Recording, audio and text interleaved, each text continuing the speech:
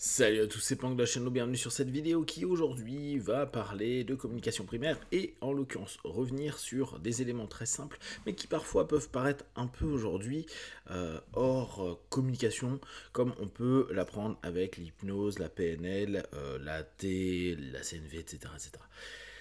Un des points qui est particulièrement intéressant, c'est de se dire que nous devons, dans la communication, accepter qu'il y ait des limites, accepter que les choses n'aillent pas dans notre sens, accepter que les personnes n'entendent pas ou ne veulent pas écouter ce que l'on veut dire. La carte n'est pas le territoire, c'est un des classiques de la PNL, et pour autant, ce qui est très amusant, c'est de se rendre compte que quasiment personne accepte que cette idée, elle soit un fait. C'est-à-dire que on veut absolument que notre discours, nos arguments, soit compris, entendu, perçu par la personne en face, alors qu'elle peut tout simplement dire « rien à battre de ta carte, rien à battre que tu tentes d'entrer dans ma carte ». Parce que oui, la réalité du monde, elle est peut-être commune, mais moi je me fais mon propre filtre, et je t'ai pas invité à rentrer dans mon monde à moi. Vous pourriez me dire, oui, mais dans ce cas-là, pourquoi il y a communication? Alors, petit 1, il peut très bien ne pas y avoir de communication. Or, ce que je vous disais, c'est qu'on a l'impression que tout le monde veut absolument qu'il y ait de la communication. Il est impossible de ne pas communiquer, ok, j'entends bien, mais il est tout à fait possible de dire, va te faire foutre, j'ai pas envie de communiquer avec toi, ou j'ai pas envie de te donner un ensemble d'informations à ce moment précis pour des raisons psycho-émotionnelles, systémiques, qu'importe. Accepter qu'il y ait un non, c'est-à-dire, non, je ne veux pas que tu rentres dans ma carte du monde. Non, je ne veux pas que tu parles avec ma sémantique. Non, je ne veux pas que tu me dises ce que tu ressens à un moment donné par rapport à ce que je suis en train de dire, percevoir, partager, ou ce que tu es en train, toi, d'interpréter à un moment donné. J'ai le droit de dire simplement, fuck, fous-moi la paix. Et fous-moi la paix, elle peut se faire complètement dans le mode de communication. C'est ce fameux non. Mais le non est très difficilement acceptable. On le voit, si bien sûr la communication est basée pour faire du commerce ou pour faire du business, du marketing, il faut absolument faire des yes set par exemple, donc des vagues de oui. En gros, préparer et conditionner notre partenaire à faciliter le prochain oui. Mais accepter que quelqu'un soit juste dans du non, tu es peut-être en train de créer une interaction avec moi pour une raison X ou Y, tu veux faire passer un message ou tu veux expliquer quelque chose ou tu veux me reprendre sur quelque chose, certes, mais j'ai tout autant le droit de dire bah non, la manière dont tu penses, la manière dont tu l'exprimes, la manière dont tu prends rapport avec moi, la manière dont plein de choses, je n'ai pas envie. Ou c'est pas l'instant, ou c'est pas le moment, ou je suis pas disponible, ou j'ai pas envie d'être disponible, etc. Ça revient à ce que je vous disais sur la précédente vidéo. On n'a pas à créer des accords, on n'a pas à avoir une communication qui amène nécessairement à on s'est compris ou on a pu se mettre sur le même point de vue. Non, on peut très bien continuer à avoir des rapports avec des gens alors qu'on est totalement non d'accord avec un paquet de sujets, voire même on est en opposition, que ce soit idéologique, que ce soit des croyances, que ce soit des valeurs avec certaines personnes. Alors que sur le papier, ça ne devrait pas être cohérent. Mais il n'y a pas à aller chercher à communiquer pour imposer, développer, argumenter ce que nous on a envie de partager à l'autre et que l'autre a peut-être tout simplement pas du tout envie. Cette acceptation et cette possibilité, surtout quand on est sur de la communication primaire, de dire non et être entendu dans le non. Alors, c'est très intéressant parce que on a de plus en plus la remarque que il est important et indispensable pour tout à chacun d'avoir le respect quand quelqu'un va aller dans la négation pour faire quelque chose, que ce soit pour une soirée, alors encore plus dans les rapports ou les rapports humains où il y a un homme, une femme, ou deux hommes, deux femmes, etc., qui vont dans un rapport de consentement, et on se rend compte depuis quelques années de l'importance du non. Il faut que le non soit entendu. Mais là encore, et c'est vraiment tout le problème de la communication actuelle, c'est la personne dit non, mais il n'y a pas de mais. En fait, on n'est pas en train de faire un jeu d'analyse transactionnelle. C'est juste non. Non, je veux pas faire tel truc. Non, j'ai pas envie de ceci ou cela. Non, j'ai pas envie de t'écouter. Non, j'ai pas envie d'être d'accord avec toi. Non, j'ai pas envie qu'on tombe d'accord. Non, j'ai pas envie que tu me fasses tout un dialogue et une diatribe sur ton argument. C'est non.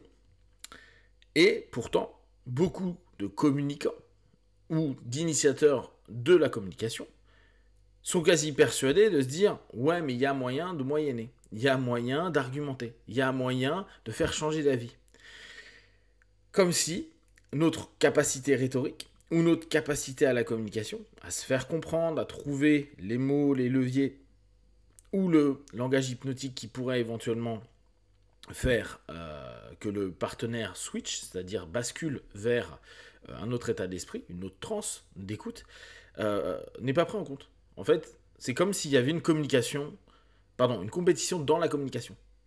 Montrer qu'on peut passer quelque chose, passer une information, passer une idée, passer quelque chose qui amènerait dès lors un succès à la communication, c'est-à-dire que l'émetteur ait cette satisfaction-là. À partir du moment où vous êtes récepteur et dès lors vous devenez aussi émetteur, l'émission du non est quelque chose où d'entrée, il faut se rendre compte que le nouveau récepteur qui était l'émetteur initialement est certainement pas apte à.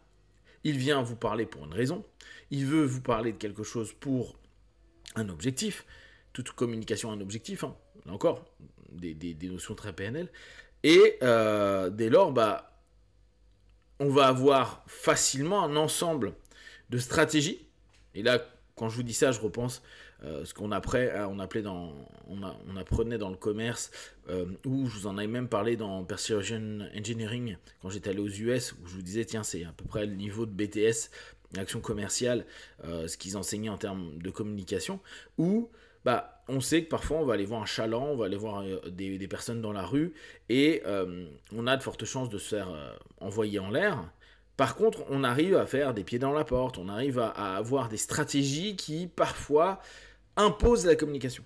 Or, moi, ce que je vous invite vraiment en communication primaire, c'est de vous dire, je parle quand j'ai envie de parler, je ne parle pas de sujet quand j'ai pas envie de parler de sujet, je ne me laisse pas embarquer dans un ensemble d'éléments, et attention là-dessus avec les gens qui veulent trop vous questionner ou trop vous emmener dans parle-moi de toi. Parce que certes, tout le monde aime parler de soi, mais vous n'avez peut-être pas le besoin de parler de vous à ce moment-là, avec cette personne-là. Reprendre en compte la force et le pouvoir du cadre, on verra ça un peu plus tard, mais globalement, le non, c'est une limite, et c'est une limite, qu'elle soit cohérente ou pas. Parce que vous allez avoir cette espèce de contre-argument de oui, mais on peut pas parler avec toi, c'est toujours non, c'est jamais le bon moment, t'es jamais en état 2, etc. etc. Et ça, assumez-le. Vous êtes peut-être simplement pas dans l'aptitude de communiquer, ou communiquer à cette personne-là, ou à ces personnes-là, ou ce groupe de personnes-là, et le non peut être entendu, et puis vous pouvez simplement préciser, non, je parlerai jamais avec vous, ou non, c'est pas un sujet que je veux parler avec vous, que je veux traiter avec vous, etc. Oui, il faut pour vous, mais moi non, si je sens pas ce besoin-là, c'est mort. Alors oui, ça peut être des communications, mais je vous reviens à la conclusion que je vous ai dit au milieu, hein. On n'a pas à être d'accord, on n'a pas à entraîner tout le monde à communiquer sur ce que nous on a envie, ou ce que notre groupe a envie, ou que notre entreprise a envie, qu'importe, ou la famille a envie, etc. S'il y a des gens qui ne veulent pas, et moi je vous invite vraiment à retrouver cette capacité à ne pas aller dans la communication que les gens veulent, mais aller dans ce qui vous semble juste pour rester OK avec vous, quitte à ce que ça crée des tensions à côté, mais là encore, on a le droit d'être en désaccord, eh bien, vous allez pouvoir retrouver une place dans votre communication, que vous soyez l'émetteur ou le récepteur, et bien sûr, hein, à être comme ça, vous en tant que récepteur, ça vous permet de comprendre quand il y a des personnes, et que vous êtes émetteur, et que vous voulez partager une idée, une pensée, un truc, qu'il y a des personnes qui ne veulent pas l'entendre, et qui n'en ont rien à faire, et que c'est pas leur problème, ou en tout cas, c'est pas le moment pour en parler, et ça apprend aussi à fermer la bouche. Et communiquer sans parler, ou simplement arrêter de vouloir absolument communiquer, c'est aussi quelque chose de particulièrement bien dans un monde où il y a tellement de communication et d'informations dans tous les sens. Si vous avez des questions et des remarques, partagez sur Facebook, YouTube, j'y répondrai le plus rapidement possible. Et comme d'habitude, de tout ce que je propose, ne prenez que ce qui est bon et juste pour vous, tester, observer, analyser et conclure. Be one, ciao.